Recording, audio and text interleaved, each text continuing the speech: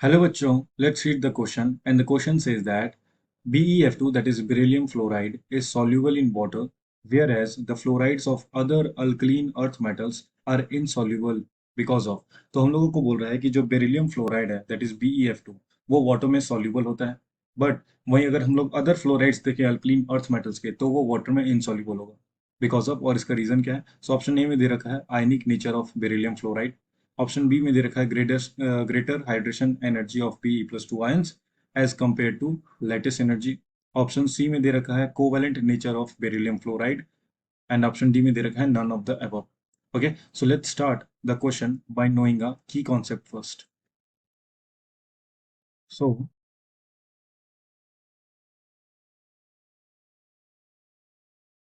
The key concept of the question will be the hydration energy।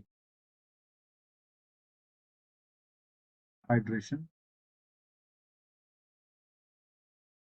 energy।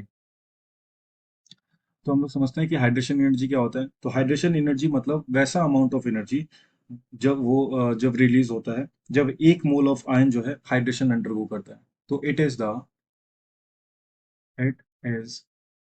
The amount of energy released, amount of energy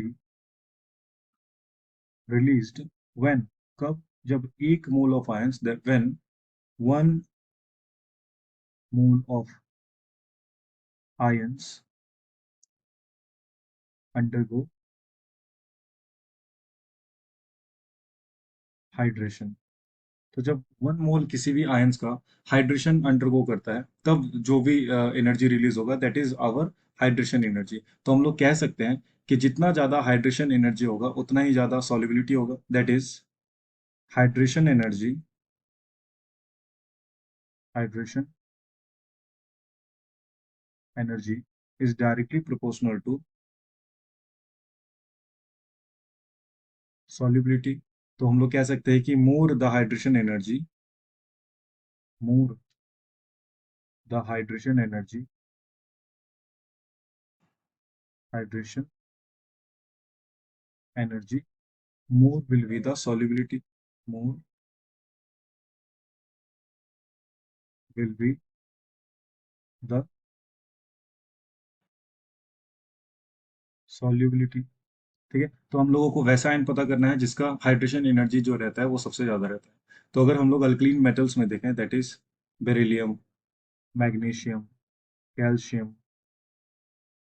magnesium, calcium, strontium और barium. और जैसे जैसे हम लोग नीचे आते हैं तो हाइड्रेशन एनर्जी क्या रहता है वो हम लोगों का डिक्रीज कर जाता है। तो on moving down a group,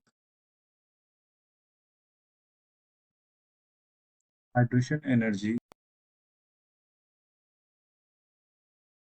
hydration energy of ions decreases,